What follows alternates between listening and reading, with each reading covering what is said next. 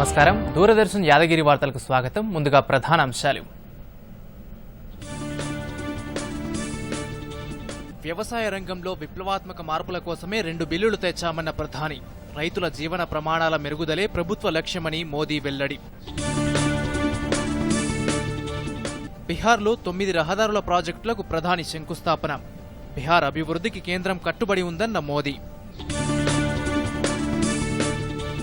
గోధుమ సహా 6 రబీ పంటలకు మద్దతు ధరలు పెంచిన కేంద్రం. రైతు శ్రేయస్సు కోసం గడిచిన 6 ఏళ్లలో 7 లక్షల కోట్లు కేటాయించామన్న తోమర్. ఓపెన్ నాలాల మూసివేతకు రాష్ట్ర ప్రభుత్వం నిర్ణయం. బాక్స్ డ్రైనేజీల నిర్మాణానికి 300 కోట్లు కేటాయించామన్న కేటీఆర్. 8 మంది రాజ్యసభ సభ్యులపై సస్పెన్షన్ వేటు. డిప్యూటీ చైర్మన్పై అవిశ్వాస తీర్మాన నోటీసు తిరస్కరించిన వెంకయ్యనాయుడు. ఇక వార్తల్లోని వివరాలను చూద్దాం. బీహార్లో 14,258 కోట్ల రూపాయల విలువ చేసే 9 హైవే ప్రాజెక్టులకు ప్రధాని నరేంద్ర మోదీ వీడియో కాన్ఫరెన్స్ ద్వారా శంకుస్థాపన చేశారు. ఈ సందర్భంగా మోదీ మాట్లాడుతూ పార్లమెంట్లో ప్రవేశపెట్టిన వ్యవసాయ బిల్లుల ద్వారా రైతులు మరింత బలోపేతమవుతారని అన్నారు. వ్యవసాయ రంగంలో మార్పు అవసరమని, రైతుల కోసమే తమ ప్రభుత్వం ఈ సంస్కరణ తీసుకొచ్చిందని ప్రధాని అన్నారు. రైతులు తమ పంటను ఎక్కడైనా అమ్ముకునే అధికారం ఉంటుందన్నారు. ఈ బిల్లులు వ్యవసాయ మండీలకు వ్యతిరేకం కాదని పీఎం స్పష్టం చేశారు. కరోనా వైరస్ వేళ రికార్డు స్థాయిలో గోధుమలు కొనుగోలు చేసినట్టు చెప్పారు. కనీస మద్దతు ధర రూపంలో సుమారు 1,13,000 కోట్లను రైతులకు అందజేశామని ప్రధాని అన్నారు. अब तक उपज और बिक्री की जो व्यवस्था चली आ रही थी, जो कानून थे, उसने किसानों के हाथ पांव बांधे हुए थे. इन कानूनों की आड़ में देश में ऐसे ताकतवर गिरोह पैदा हो गए थे जो किसानों की मजबूरी का फायदा उठा रहे थे. नए कृषि सुधारों ने देश के हर किसान को ये आजादी दी है कि वो किसी को भी कहीं पर भी अपनी फसल, अपने फल सब्जियां अपनी शर्तों पर बेच सकता है. अब उसे अपने क्षेत्र की मंडी के अलावा भी कई और विकल्प मिल गए हैं. 6 రబీ పంటలకు కనీస మద్దతు ధరను పెంచుతూ కేంద్ర వ్యవసాయ శాఖ మంత్రి నరేంద్ర సింగ్ తోమర్ లోక్సభలో ప్రకటన చేశారు. కనీస మద్దతు ధరను తొలగించనున్నారంటూ విపక్షాలు చేస్తున్నది అబద్దపు ప్రచారమని తోమర్ స్పష్టం చేశారు. గోధుమ పంట కనీస మద్దతు ధర క్వింటాలకు 50 రూపాయలు పెంచుతున్నట్టు వివరించారు. ఈ నిర్ణయంతో క్వింటాల్ గోధుమ ధర 1975 రూపాయలకు చేరిందన్నారు. గోధుమతో పాటు మొత్తం 6 రబీ పంటలకు ఇదే ధర వర్తిస్తుందని వెల్లడించారు. శనగపప్పు ధర 225 రూపాయలు, ఎర్రపప్పు ధర 300 రూపాయలు, ఆవాలు ధర క్వింటాలకు 225 రూపాయలు, బార్లీ ధర 75 రూపాయలు, కుసుమ పంట క్వింటాలకు 112 రూపాయలు పెంచుతున్నట్టు మంత్రి తెలిపారు. వ్యవసాయ బిల్లులు తీసుకొచ్చినా కనీస మద్దతు ధర ఏపీఎంసీ కొనసాగుతుందని, దీనిపై విపక్షాలు తప్పుడు ప్రచారం మానుకోవాలని తోమర్ సూచించారు. తోమర్ ప్రకటన అనంతరం కాంగ్రెస్ ఎంపీలు సభ నుంచి వాకౌట్ చేశారు. हमने रबी की बुआई प्रारंभ होने के पूर्व ही 6 रबी की फसलों की एमएसपी माननीय प्रधानमंत्री जी की अध्यक्षता में सीसीए की बैठक में स्वीकृति प्रदान की है. गेहूं की एमएसपी में 50 रुपए कुंटल की वृद्धि के उपरांत अब 1975 हो गई है. चना में 225 रुपए की वृद्धि के उपरांत अब 5100 रुपया प्रति कुंटल चना होगा. मसूर में 300 रुपए प्रति कुंटल की वृद्धि के उपरांत 5100 रुपया प्रति कुंटल मसूर अब होगा. सरसों में 225 रुपए की प्रति कुंटल की वृद्धि के उपरांत अब 4650 प्रति कुंटल दाम होगा.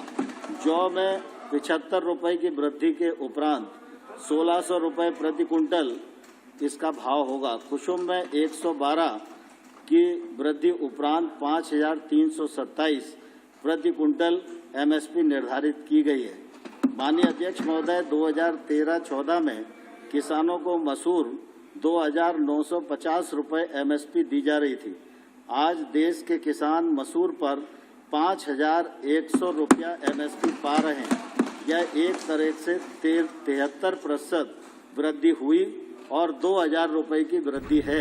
कांग्रेस सरकार के समय में 1.52 लाख मीट्रिक टन दाल की खरीद हुई थी। हमारी सरकार ने 2014 విదేశీ విరాళాల నియంత్రణ సవరణ బిల్లు 2020కి పార్లమెంట్ ఆమోదం లభించింది. లోక్సభ మోజువానీ ఓటుతో ఈ బిల్లును ఆమోదించింది. బిల్లుపై జరిగిన చర్చకు హోంశాఖ సహాయ మంత్రి నిత్యానంద రాయ్ సమాధానమిస్తూ విదేశీ నిధులు దేశ సామాజిక వ్యవస్థకు గాని ఆంతరంగిక భద్రతకు గాని విఘాతం కలిగేలా వినియోగం కాకుండా ఈ చట్టం నియంత్రిస్తుందని చెప్పారు. విదేశీ విరాళాల లావాదేవీలు వాటి వినియోగంలో పారదర్శకత తెస్తుందని చెప్పారు.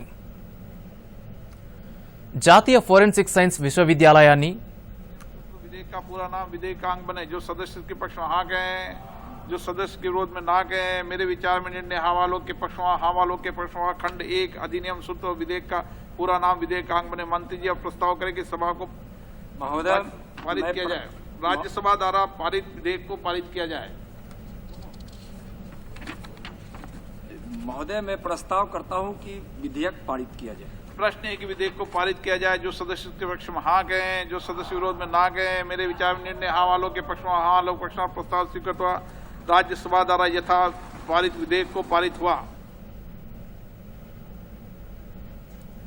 జాతీయ ఫోరెన్సిక్ సైన్స్ విశ్వవిద్యాలయాన్ని జాతీయ ప్రాముఖ్యత కలిగిన సంస్థగా గుర్తించడానికి సంబంధించిన బిల్లుకు లోక్సభ ఆమోదం తెలిపింది.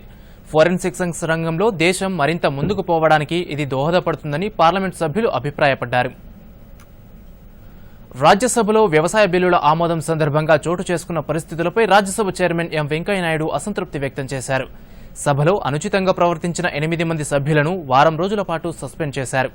రాజ్యసభ సభ్యులు డెరెక్ ఒబ్రెయిన్, సంజయ్ సింగ్, రాజు సతవ్, కేకే రగేష్, రిపున్ బోరా, డోలా సేన్, సయ్యద్ నజీర్ హుస్సేన్, ఎలమరన్ కరీంలను సస్పెండ్ చేస్తున్నట్టు చైర్మన్ వెంకయ్యనాయుడు తెలిపారు.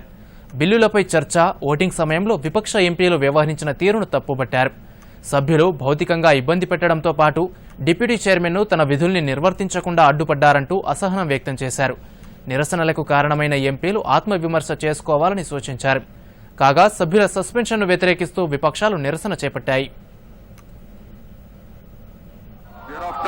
श्री डेरेक ओबेरॉन, श्री संजय सिंह, श्री राजू साटव, श्री के रागेश, सैयद नजीर हुसैन, रिपुन बोरा, मुस्तेरा सेन, एलमारम करीम are suspended for the period of 1 week for the remaining part of the current session.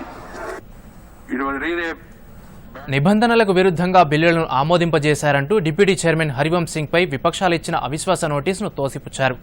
సభా నియమాల ప్రకారం డిప్యూటీ చైర్మన్పై అవిశ్వాసం ఆమోదనీయం కాదని స్పష్టం చేశారు.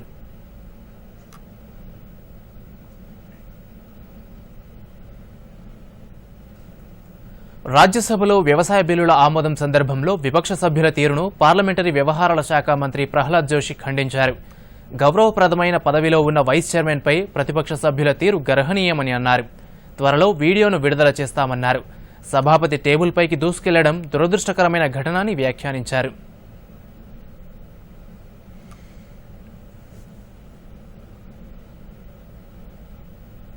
उपसभापति के ऊपर आपको हो सकता है तो मैं कोशिश कर रहा हूं, वो वीडियो भी हम रिलीज करने का कोशिश कर रहे हैं।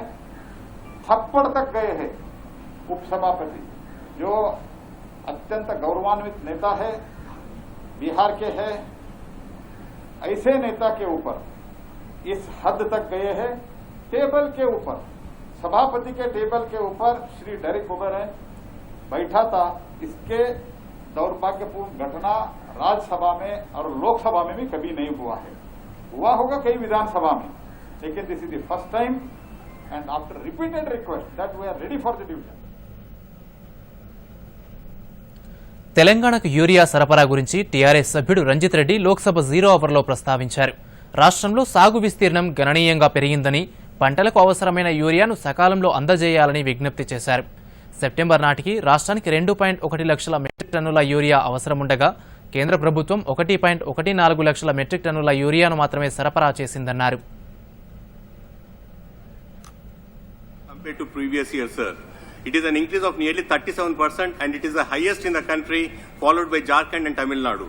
So the following sowing area has gone up due to huge irrigation potential created by our Honorable CM KCR and implementation of schemes like Raitu Bandhu, free 24/7 quality power, regulated farming coupled with good rains, sir. The sowing area has gone up in crops such as maize, paddy and groundnut. As a result, the requirement of urea has also gone up. The requirement in September, it was 2.1 lakh metric tons, sir, out of which only 1.14 lakh metric tons is released and the balance 10,000 metric tons per day is supposed to be released. Our Honorable Minister of Agriculture, Government of Telangana, has also met Chemicals and Fertilizers Minister requesting him for release of 10.5 lakh metric tons of urea to Telangana this year. It is not just our Agriculture Minister, sir, but our Honorable CM KCR also has personally intervened and spoken to the Union Minister over phone for release of urea, and Honorable Minister assured the release of the same. We are now in the third week of September, but so far no action has been taken by Government of India on this request. We kindly request the Honorable Minister to have at least 10 to 20% of buffer, sir. In view of the above, I request the Honorable Minister of Chemicals and Fertilizers to kindly consider the request of releasing urea as requested by Agriculture Minister of Telangana without any further delay, sir. Rajya Sabha నుంచి 8 మంది ప్రతిపక్ష సభ్యులను chairman Venkaiah Naidu వారం రోజుల పాటు సభ నుంచి suspend చేసినా వారు నిబంధనలను ఉల్లంఘించి సభలోనే ఉన్నారని కేంద్ర న్యాయశాఖ మంత్రి రవిశంకర్ ప్రసాద్ అన్నారు. రూల్ 256ను ఉల్లంఘించడం అక్రమమని తెలిపారు. ఆత్మనిర్భర్ భారత్ కోసం కేంద్ర ప్రభుత్వం కీలక నిర్ణయాలు తీసుకుంటోందని మరో మంత్రి పీయూష్ గోయల్ అన్నారు. ప్రధాని మోదీ నేతృత్వంలో దేశం అభివృద్ధి బాటలో పయనిస్తోందని తెలిపారు.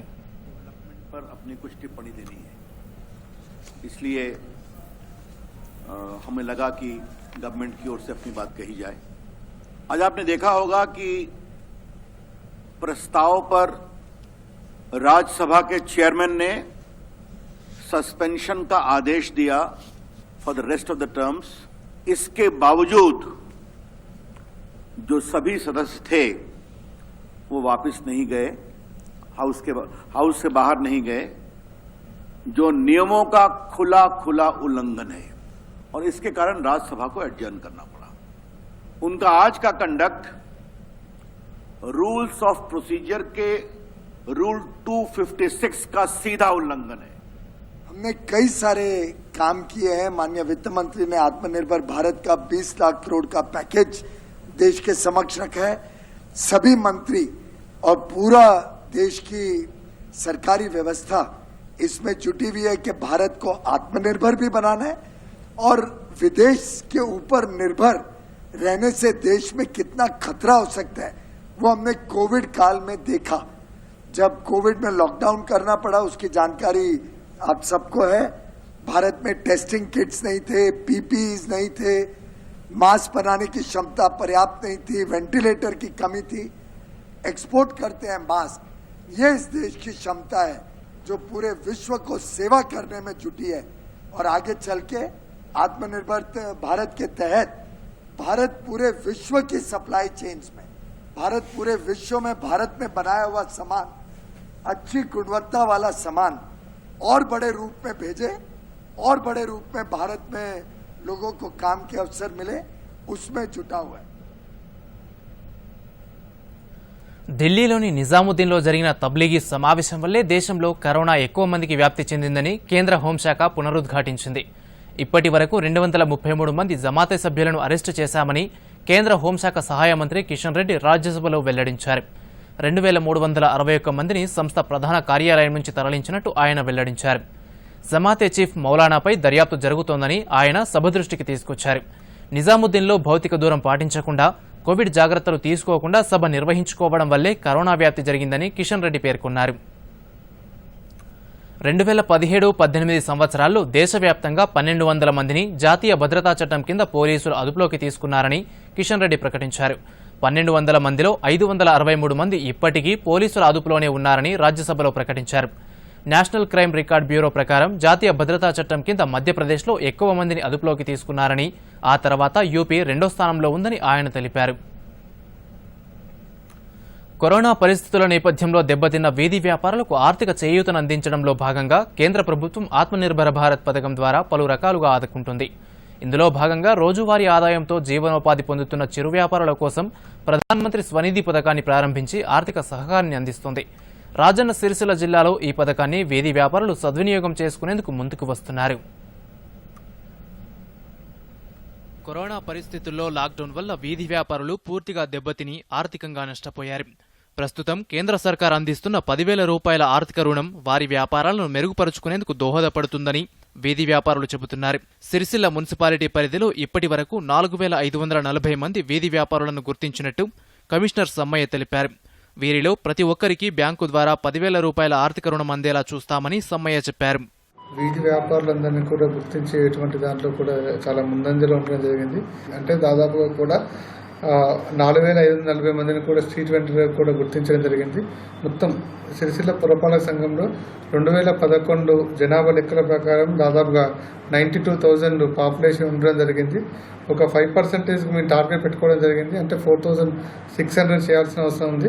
ఈ రోజు వరకు మేము 4.9% అంటే దాదాపుగా 4,540 మంది స్ట్రీట్ వెండర్స్ని కూడా ఐడెంటిఫై చేయడం జరిగింది. అంతేకాకుండా వాళ్ళందరికీ కూడా లోన్లు ఇచ్చే దాని గురించి కూడా లోన్ అప్లికేషన్లు కూడా త్వరితగతిన కూడా పెట్టించడం జరుగుతుంది. వాళ్ళందరికీ కూడా లోన్ ఇప్పించే దాంట్లో కూడా చాలా ముందంజలో ఉండడం కూడా ఉంది. వేములవాడ మున్సిపాలిటీ పరిధిలో ఇప్పటి వరకు 2,500 మంది వీధి వ్యాపారులు లైసెన్స్ల కోసం దరఖాస్తు చేసుకోగా 730 మందికి కార్డులు మంజూరైనట్టు కమిషనర్ శ్రీనివాసరెడ్డి చెప్పారు. ఇందులో 118 మందికి బ్యాంకు రుణం కూడా మంజూరైనట్టు తెలిపారు. అర్హులైన ప్రతి ఒక్క వీధి వ్యాపారికి కేంద్ర ప్రభుత్వం ఆర్థిక సహాయ పథకాన్ని సద్వినియోగం చేసుకునేలా అవగాహన కార్యక్రమాలు చేపట్టినట్టు అధికారులు చెబుతున్నారు. రుణ చెల్లింపుల విషయంలో రాయితీ అవకాశాలు కూడా కల్పించడం జరుగుతుందని లబ్ధిదారులు చెబుతున్నారు. పట్టణంలో కూరగాయల వ్యాపారం చేస్తాం. మాకు ప్రభుత్వం 10,000 రూపాయలు అందించినందుకు దానికి ధన్యవాదాలు. నేను వీధి వ్యాపారిని, హోటళ్లు నడుపుకుంటూ కరోనా వల్ల తీవ్ర ఇబ్బందులు ఉంటే ప్రభుత్వం 10,000 ఆర్థిక సాయం అందించినందుకు సంతోషంగా ఉంది. Bureau report, Doordarshan news. నూతన రెవెన్యూ చట్టంలో భాగంగా తీసుకొస్తున్న ధరణి పోర్టల్పై ముఖ్యమంత్రి కేసీఆర్ రేపు సమీక్ష నిర్వహించనున్నారు. ప్రగతి భవన్లో ఉన్నతాధికారులతో జరిగే ఈ సమావేశంలో పోర్టల్ రూపకల్పనకు సంబంధించి సమగ్ర సమాచారంతో రావాలని అధికారులను సీఎం ఆదేశించారు.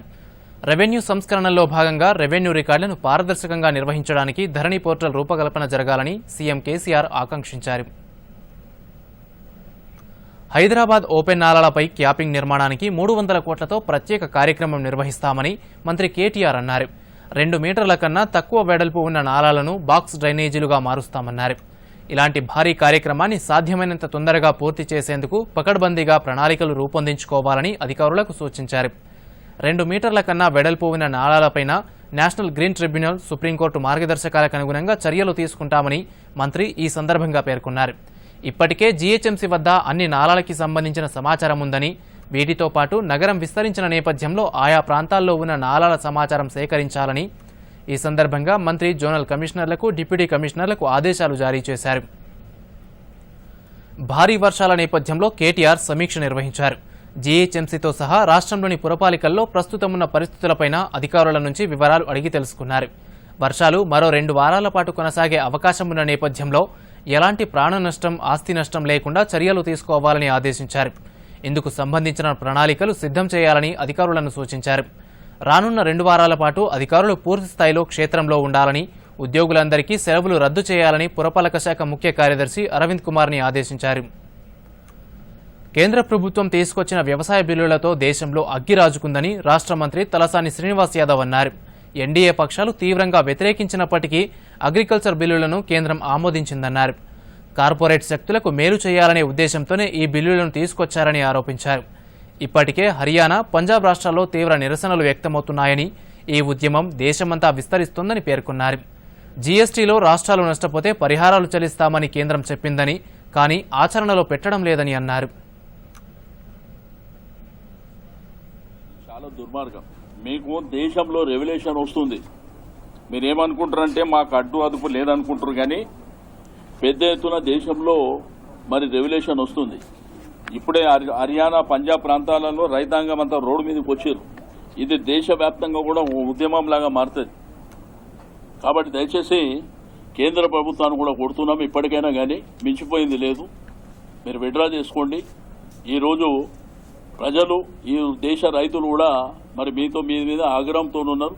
స్వయంగా మీ మంత్రి గారే రిజైన్ చేసిన తర్వాత మీకు అంతకంటే ఆధారాలు అవసరం లేదు. మత్స్య సంపదను పెంచి మత్స్యకారులకు ఆర్థిక భరోసా ఇచ్చేందుకు కేంద్ర ప్రభుత్వం అమలు చేస్తున్న మత్స్య సంపద పథకం సత్ఫలితాలనిస్తోంది. కరోనా సమయంలో ఆత్మనిర్భర్ భారత్లో భాగంగా మత్స్యకారులకు ప్రభుత్వం చేయూతనందించడం పట్ల లబ్ధిదారులు హర్షం వ్యక్తం చేస్తున్నారు. దీనికి సంబంధించి మరిన్ని వివరాలు చూద్దాం. దేశవ్యాప్తంగా మత్స్య సంపదను పెంచి మత్స్యకారులకు ఆర్థిక చేయూతను అందించేందుకు కేంద్రం అనేక పథకాలను అమలు చేస్తోంది. ఇందులో భాగంగా కరోనా విపత్కర పరిస్థితుల్లో ప్రకటించిన ప్రధానమంత్రి మత్స్య సంపద పథకం సత్ఫలితాలిస్తోంది. వరంగల్ అర్బన్ జిల్లాలో 12,000 మంది మత్స్యకారులకు ఈ పథకం ద్వారా ఆర్థిక సహకారం అందుతోంది. ఆత్మనిర్భర్ భారత్లో భాగంగా కేంద్రం ప్రకటించిన మత్స్య సంపద పథకంతో తమకు ఆర్థిక భరోసా లభించిందని మత్స్యకారులు హర్షం వ్యక్తం చేశారు. నేను చేపలు అమ్ముకొని జీవనం కొనసాగిస్తూ ఉండేదాన్నండి. ఈ కోవిడ్ వల్ల కొంచెం మాకు చేపలు అమ్మడం కొంచెం తక్కువైపోయి మాకు 6 నెలల నుంచి చాలా ఇబ్బందులకు గురైనాము. ఇప్పుడు కొత్తగా స్కీమ్ పెట్టడం వల్ల ఆత్మనిర్భర్ భారత్ స్కీమ్ పెట్టడం వల్ల మత్స్యశాఖకు సార్ వాళ్ళని కలిసినప్పుడు మాకు ఇలా 25,000 స్కీమ్ ఉంది, తీసుకునేది ఉంటే బ్యాంకును సంప్రదించమని చెప్తే మేము అక్కడికి వెళ్ళామండి. వెళ్తే మేనేజర్ గారు మీరు ఈ స్కీమ్కి అర్హులంటే అవి తీసుకోవడానికి అన్ని వాళ్ళకు సబ్మిట్ చేసినామండి. మాకు ఇంకొక 4 రోజులలో మాకు ఆ డబ్బులు 25,000 మాకు అకౌంట్లో పడతాయండి. మేము ఇప్పుడు ఆ డబ్బులతోని తిరిగి మళ్ళీ వ్యాపారం కొనసాగించాలనుకుంటాను అండి. ఈ స్కీమ్ పెట్టినందుకు ప్రధానమంత్రి నరేంద్ర మోడీ గారికి ధన్యవాదాలు తెలియజేస్తున్నాను. ఈ కరోనా టైంలో చేపల వ్యాపారం సరిగా అమ్ముడుపోక చాలా ఇబ్బందులకు గురవుతున్నాను. ఇదే టైంలో నరేంద్ర మోడీ గారు పెట్టిన ఆత్మనిర్భర్ భారత్ ఈ స్కీమ్ గురించి తెలుసుకోవడం జరిగింది. అలాగే మత్స్యశాఖ అధికారులను కలవడం జరిగింది. ఈ స్కీమ్ గురించి చెప్పి మీకు అనుసంధానమైన బ్యాంకు కలవమని చెప్పారు. వాళ్ళని కలిస్తే ఈ స్కీమ్కు మీరు ఎలిజిబుల్ అని చెప్పారు. Kisan credit card 25,000 loan apply చేయడం జరిగింది. ఓకే అయింది. ఈ 4 రోజుల్లో అమౌంట్ పడడం జరుగుతుంది అని చెప్పారు. ఈ స్కీమ్ ఇచ్చినందుకు ఆత్మనిర్భర్ భారత్ ఈ స్కీమ్ ఇచ్చినందుకు దానికోసం మత్స్యశాఖకి వెళ్ళి అధికారులను కలిస్తే మీకు ఈ స్కీమ్ ఉందని చెప్పి మీ దగ్గరలో ఉన్న బ్యాంకులో కలవమని చెప్తే అక్కడికి వెళ్తే బ్యాంక్ మేనేజర్ గారిని కలిస్తే మీకు ఈ స్కీమ్ ఉన్నదని చెప్పారు. అక్కడ అప్లికేషన్ పెట్టుకోమంటే అప్లై చేసాము. చేసిన తర్వాత ఇప్పుడు కిసాన్ క్రెడిట్ కార్డుకి ఓకే అయింది. ఇంకొక 4-5 రోజులలో మాకు అకౌంట్లో డబ్బులు పడిన తర్వాత మేము మళ్ళీ తిరిగి ఇంతకుముందు ఎట్లా అయితే చేపలు అమ్ముకొని జీవనం కొనసాగిస్తునే వాళ్ళము ఇప్పుడు కూడా తిరిగి చేపలు అమ్ముకొని మళ్ళీ మంచిగా ఆర్థిక పరిస్థితి బాగుపడేలా చేసుకుంటాము. ఇలాంటి స్కీము ఈ టైంలో పెట్టినందుకు కేంద్ర ప్రభుత్వం గారికి ముఖ్యంగా నరేంద్ర మోడీ గారికి ధన్యవాదాలు తెలియజేస్తాను. జిల్లా మత్స్యశాఖ అధికారి సురేష్ నాయుడు మాట్లాడుతూ కేంద్రం అమలు చేస్తున్న సంక్షేమ పథకాలపై జిల్లాలో అనేక అవగాహన కార్యక్రమాలు చేపట్టామని, మత్స్యకారులు పథకాలను వినియోగించుకోవడానికి ముందుకొస్తున్నారని అన్నారు. ఆత్మనిర్భర్ భారత్ ద్వారా మత్స్యకారులకు 10 రకాల చేపల ఉత్పత్తులపై కేంద్రం ఆర్థిక సహకారం అందిస్తుందని తెలిపారు.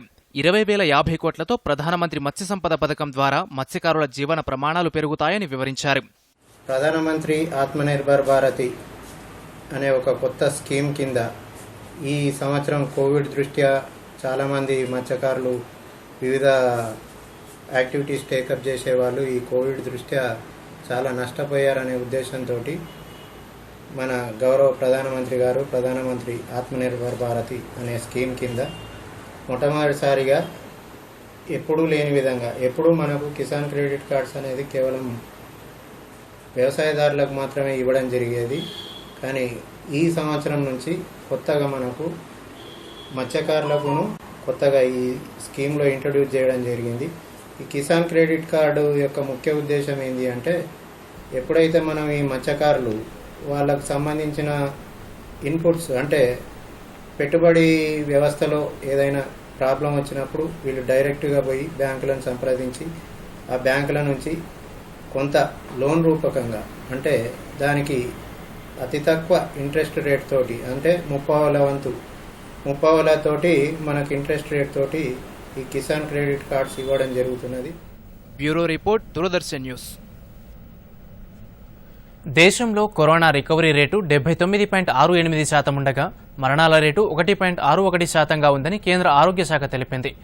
దేశవ్యాప్తంగా 7,31,534 కోవిడ్ నిర్ధారణ పరీక్షలు నిర్వహించగా వీటిలో 86,961 పాజిటివ్ కేసులు నమోదయ్యాయి. మొత్తం పాజిటివ్ కేసుల సంఖ్య 54,87,580కి చేరింది. వీరిలో 43,96,000 మంది కోలుకోగా మరో 10,03,000 యాక్టివ్ కేసులున్నాయి. ఇదిలా ఉండగా రాష్ట్రంలో రికవరీ రేటు 82.22%కి చేరిందని రాష్ట్ర ఆరోగ్య శాఖ ప్రకటించింది. మరో 2,230 మంది వైరస్ నుంచి కోలుకున్నారు. కొత్తగా 1302 మంది వైరస్ నిర్ధారణ అయింది. మొత్తం కేసుల సంఖ్య 1,72,608కి చేరింది. రాష్ట్రంలో ఇంతవరకు వైరస్ నుంచి 1,41,930 మంది కోలుకొని ఆసుపత్రుల నుంచి డిశ్చార్జ్ అయ్యారు. ప్రధానమంత్రి నరేంద్ర మోదీ ప్రవేశపెట్టిన పోషణ్ అభియాన్ పథకం మెదక్ జిల్లాలో సమర్థవంతంగా అమలవుతోంది. పోషణ్ అభియాన్ పథకం వల్ల గర్భిణీలు, బాలింతలకు ప్రతిరోజు పౌష్టికాహారం అందుతోంది. విజయవంతంగా ఈ పథకం అమలు కావడం వల్ల తమకు పుట్టే పిల్లలు కూడా ఆరోగ్యంగా ఉంటున్నారని లబ్ధిదారులు హర్షం వ్యక్తం చేస్తున్నారు. పోషణ్ అభియాన్ పథకాన్ని ప్రవేశపెట్టడం పట్ల గర్భిణీలు, బాలింతలు ఆనందం వ్యక్తం చేస్తున్నారు. మెదక్ జిల్లాలో 4 అంగన్వాడీ ప్రాజెక్టులుండగా నర్సాపూర్ ప్రాజెక్టు కింద 288 అంగన్వాడీ పాఠశాలలున్నాయని జిల్లా శిశు సంక్షేమాధికారి సారుల్ బి తెలిపారు. నర్సాపూర్ అంగన్వాడీ ప్రాజెక్టులోని రెడ్డిపల్లి గ్రామ అంగన్వాడీలో గర్భిణీలు, బాలింతలకు సమతుల్య ఆహారాన్ని అందించారు. మాతా శిశు మరణాలు తగ్గిస్తూ, అలాగే తల్లి, బిడ్డ ఇరువురికి పౌష్టికాహారం అందిస్తూ ఆరోగ్యవంతంగా ఉండడానికి అంగన్వాడీ పాఠశాలల్లో పోషణ్ అభియాన్ పథకం ద్వారా కేంద్ర ప్రభుత్వం సమతుల్య పౌష్టికాహారం అందించడం జరుగుతుంది. ఈ పథకం ద్వారా నెలకు సరిపడా ఆహారాన్ని ఒకేసారి ఇవ్వడం జరుగుతోందని చెప్పారు. ఒక్కొక్కరికి నెల రోజులకు సంబంధించి 3 కిలోల 750 గ్రాముల బియ్యం, 750 గ్రాముల పప్పు, 400 గ్రాముల మంచి నూనె, 30 గుడ్లు ఇస్తున్నామని చెప్పారు. మా మెదక్ జిల్లాలో గాను మొత్తం 4 ప్రాజెక్టులు ఉన్నాయి. ఇందులో నర్సాపూర్ ఐసిడిఎస్ ప్రాజెక్టులో గాను మాకు మొత్తము 288 సెంటర్స్ ఉన్నాయి. ఇక్కడ ఈ 288 సెంటర్స్లలో కూడా తల్లి, బిడ్డ సంక్షేమమే ఐసిడిఎస్ యొక్క లక్ష్యం. అందులో భాగంగా మనం వారికి పూర్తిగా బిడ్డ యొక్క ఆరోగ్యము, పౌష్టికాహారము అన్ని రకాలుగా సామాజికంగాను, శారీరకంగాను, ఆర్థిక పరంగాను అన్ని విధాలుగా అభివృద్ధి చెందడానికి కోసం మనము మంచి పౌష్టికాహారము గర్భిణీ స్థాయి నుంచే మనము అంగన్వాడీ కేంద్రాల ద్వారా జారీ చేస్తున్నాం. వాళ్ళకి మొత్తం సమతులాహారము వాళ్ళు తీసుకోవడం వల్ల కడుపులో బిడ్డ కూడా ఆరోగ్యవంతంగా పెరిగి చక్కటి బిడ్డ, ఆరోగ్యవంతమైన బిడ్డ కలగడానికి ఆమెకి అవకాశం ఉంటుంది. కాబట్టి మేము మా అంగన్వాడీ కేంద్రాల్లో కూడా ఈ రకంగా ఉన్న పౌష్టికాహారము ఒకరోజు కూడా మించకుండా వాళ్ళకి తగ్గకుండా ప్రతిరోజు తీసుకునేటట్టు మా కేంద్రంలో వచ్చి తీసుకొని తినేవారు మొన్నటిదాకా. కానీ కరోనా పీరియడ్లో మాత్రం ఇంటికే అందజేసి ఇక్కడ కూడా ఈ పీరియడ్లో కూడా వాళ్ళకి ఎటువంటి పౌష్టికాహార లోపం జరగకుండా ఉండడానికి కోసం ఈ యొక్క ఏర్పాటు చేయాలి. ఇంట్లో నిత్యం పోషణ్ అభియాన్ మాసోత్సవాలు ఘనంగా జరుగుతున్నాయి. సెప్టెంబర్ నెలను పోషణ్ మహోత్సవ్గా పాటించాలన్న కేంద్రం ఆదేశాలతో దేశవ్యాప్తంగా మాసోత్సవాలు నిర్వహిస్తున్నారు. సిద్దిపేట జిల్లాలో జరుగుతున్న పోషణ్ మహోత్సవ్పై ప్రత్యేక కథనం. కేంద్ర ప్రభుత్వం ప్రతిష్టాత్మకంగా చేపట్టిన పోషణ్ అభియాన్ విజయవంతంగా అమలవుతోంది. సిద్దిపేట జిల్లాలో పోషణ్ మహోత్సవం నిర్వహిస్తున్నారు. గర్భిణులకు, బాలింతలకు పోషకాహారం పట్ల అవగాహన కల్పిస్తున్నారు. కరోనా వైరస్ నేపథ్యంలో నెలకు సరిపడా పోషక పదార్థాలను ఇంటి వద్దకే పంపిణీ చేస్తున్నారు. అంగన్వాడీల ద్వారా బాలింతలకు, గర్భవతులకు పోషక విలువల పట్ల అవగాహన కల్పించి వారికి పోషకాహార పదార్థాలను అందిస్తున్నారు. గర్భిణీలు, చిన్నపిల్లల బరువులు, చిన్నపిల్లల ఎత్తులు కొలుస్తున్నారు. పోషణ్ అభియాన్ ద్వారా వేలకు పౌష్టికాహారం అందుతోందని లబ్ధిదారులు హర్షం వ్యక్తం చేస్తున్నారు. ఈ కరోనా నేపథ్యంలో స్కూల్కి పంపించడం పిల్లలకు కష్టమవుతుంది. కాకపోతే వాళ్ళు వాట్సాప్లో గ్రూప్ క్రియేట్ చేసారు. ఎప్పటికప్పుడు ఇన్ఫర్మేషన్స్ గ్రూప్లో పెడుతున్నారు. పిల్లలకు సంబంధించిన వాళ్ళు టీవీ ప్రోగ్రాంలో ఏమేమి వచ్చినా మాకు అప్డేట్ చేస్తూనే ఉన్నారు. 70 గ్రాముల బియ్యం ఇస్తారు, 20 గ్రాముల కురుకురే ఇస్తారు, 5 గ్రామ్స్ నూనె ఇస్తారు, రోజుకో చొప్పున ఎగ్గిస్తారు, 15 రోజులకు ఒకసారి ఇస్తారు. మా బాబుకి స్కూల్లో బాగానే చెప్తారు. అంగన్వాడికి 2 ఏళ్ళ నుంచి చెప్తా. నా కొడుకు ఇప్పుడు నేను వార్తలు ముగించే ముందు ముఖ్యాంశాలు మరోసారి. వ్యవసాయ రంగంలో విప్లవాత్మక మార్పుల కోసమే 2 బిల్లులు తెచ్చామన్న ప్రధాని. రైతుల జీవన ప్రమాణాల మెరుగుదలే ప్రభుత్వ లక్ష్యమని మోదీ వెల్లడి. బీహార్లో 9 రహదారుల ప్రాజెక్టులకు ప్రధాని శంకుస్థాపన. బీహార్ అభివృద్ధికి కేంద్రం కట్టుబడి ఉందన్న మోదీ. గోధుమ సహా 6 రబీ పంటలకు మద్దతు ధరలు పెంచిన కేంద్రం. రైతు శ్రేయస్సు కోసం గడిచిన 6 ఏళ్లలో 7 లక్షల కోట్లు కేటాయించామన్న తోమర్. ఓపెన్ నాలాల మూసివేతకు రాష్ట్ర ప్రభుత్వం నిర్ణయం. బాక్స్ డ్రైనేజీల నిర్మాణానికి 300 కోట్లు కేటాయించామన్న కేటీఆర్.